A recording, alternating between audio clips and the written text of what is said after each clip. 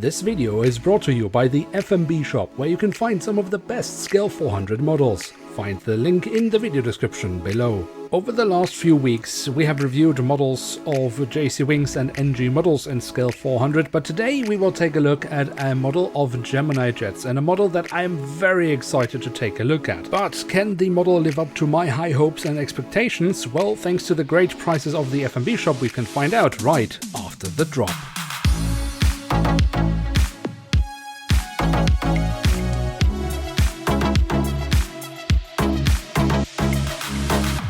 And with that, hello and welcome to a new episode of Review, where we today will take a closer look at a Boeing 747-400ERF of KLM Cargo. At the front of the box we have a lovely rendition of the aircraft model. We can see it is part of Gemini Jets interactive series, which I'm very much looking forward to. And the box says look inside, so I mean we should just do that, because we can fold this up and here we get loads more information about the aircraft, and of course it reveals this cutout where we can see the aircraft model inside.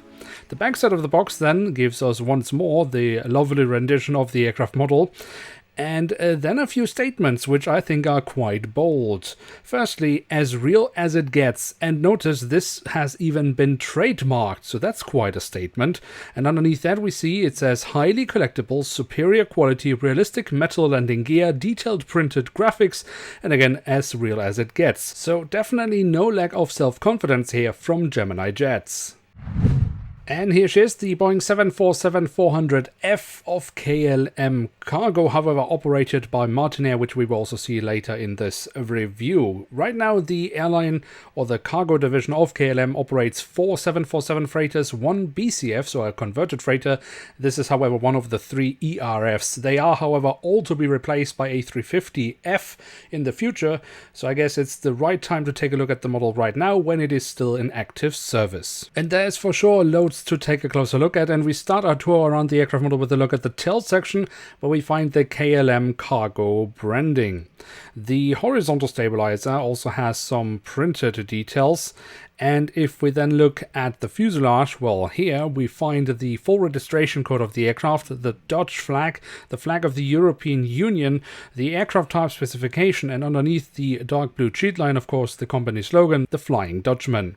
And towards the very tail of the aircraft we also have some lovely detailing around the APU exhaust. At the front of the aircraft and across the fuselage we then again have the KLM and KLM Cargo branding. Underneath the dark blue cheat line we then see it says operated by Martinair, which is a subsidiary of KLM which operates these freighters for KLM Cargo. Apart from that, we do of course also have various hatches and static ports. We also have the name of the aircraft, which is named Oranje. We also have the Air France KLM group branding, as well as the SkyTeam logo. And from there we can then move on to the top of the fuselage, where we also find loads of lovely detailing, including a set dome.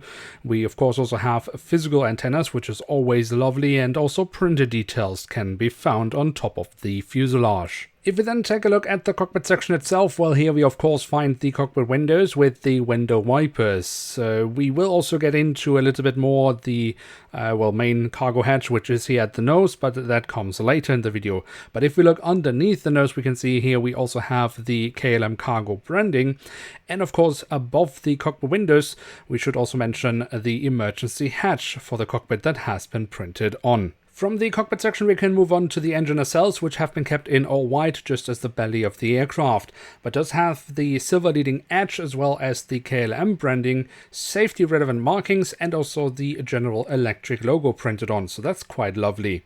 Also the physical detailing is actually really nice on these engines, especially here from the front, very nice. You can see the engine fan blades. Moving on to the wings, which we should definitely also take a closer look at. Starting off with the top side, we can see the different flaps, slats and spoilers have been carved out very nicely. We also have the markings as to where to walk on the wing and some different shades of grey for additional detailing. The underside of the wing, again, a lovely physical detailing, and here we also find the full registration code of the aircraft. Then these wings of course also have winglets, and I think Gemini Jet has done a very nice job with those as well. Especially nice of course the KLM Cargo branding printed on here. My highlight on the wing however is the addition of the landing lights. Now, before we take a look at the remaining details and in particular dive into the interactive parts of the model, there is a quick message from our sponsor today. Hi, are you looking for new Scale 400 models? Then look no further. The FMB shop has got you covered with some of the best brands in the business. JC Wings, NG models, and of course, Gemini Jets. So head over to their website and find your next favorite model. And by the way, they do of course also have Scale 500 and 200. You can find the link to the website in the video description below.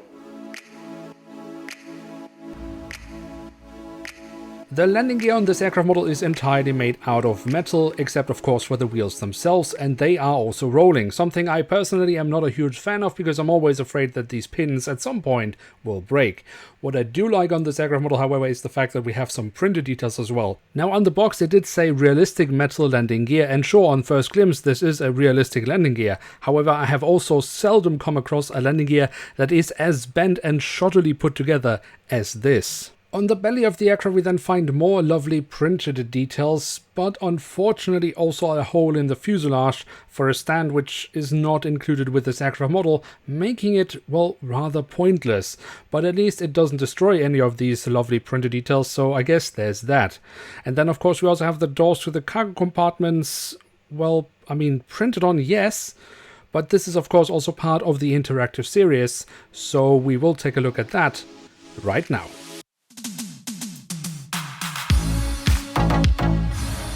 Now, as mentioned a few times throughout the video, this aircraft model is of course part of Gemini Jets interactive series, which means we can, well, change the look of the main hatches on this aircraft model. What you get next to the model are these, well, extra kind of pieces, and that's so you can change the hatches from being closed to open. You do also get this very important little tool which you need in order to change your model. Right now I have applied the hatches so that they are closed, but in order to change that we simply apply well, the tool into this little hole, and then you pull the hatch out. Sometimes this works really well, but sometimes these hatches can also be stuck quite a bit. So once you have removed the hatch, you can see that there's basically a kind of a track inside the model here. And this is needed because when you then want to have the hatch in the open position, you take, well, the spare part and you then basically slot it into, well, or in between this track and the fuselage. Again, sometimes this works like a charm, but sometimes it's also very tight and you have to apply quite a bit of force. For the nose section, well, it's rather simply removed, and then again you have these small holes, and this is basically where you then have to fit in the piece for the nose open configuration, which can again be super simple, but it can also be rather fiddly. So there we have it, the Boeing 747-400ERF in the standard livery of KLM Cargo from Gemini Jets, part of their interactive series in scale 1 to 400. And what can we say about this aircraft model? So if we firstly focus on the print itself, then I must say Gemini Jets has done a lovely job. The details they have added, they have done so quite excellently. There's really nothing here that I could put my finger on that I didn't like. And it's a similar story with the physical detailing of the aircraft model. I think the mold is brilliant and overall the detailing is also quite alright, except for the landing gear, which is quite frankly terrible. I mean, I have not seen such a shoddy landing gear in a long time. And I mean, if they hadn't put such bold statements on their box, I have nothing against being confident, but you then also have to back it up. And with that landing gear, Gemini Jets really does not. And then there's the whole story about the model being interactive. Now, innovation is always good, and I applaud any manufacturer that is bold and tries out new things. But has it really worked in this case? I would argue not quite. I mean, when the hatches are closed, I can't really apply all of them in a position where you don't see that there's a hatch. And when I have to apply the open hatches, well, some of them work quite nicely, some of them sit very loose, and some of them are so tight that I have to apply so much pressure that I am extremely nervous that I will just break it.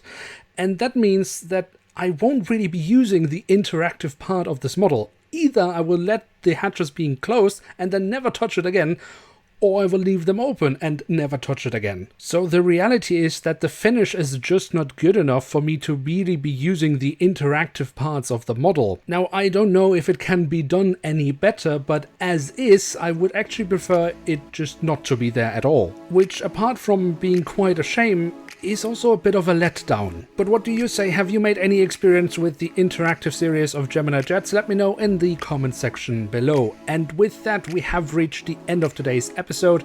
If you have enjoyed this video, then don't forget to leave a like. That would be very much appreciated. And of course, if you are new around here, you're always welcome to hit subscribe. With that, thank you so much for watching. Hope to see you soon again. I'm checking out, and bye.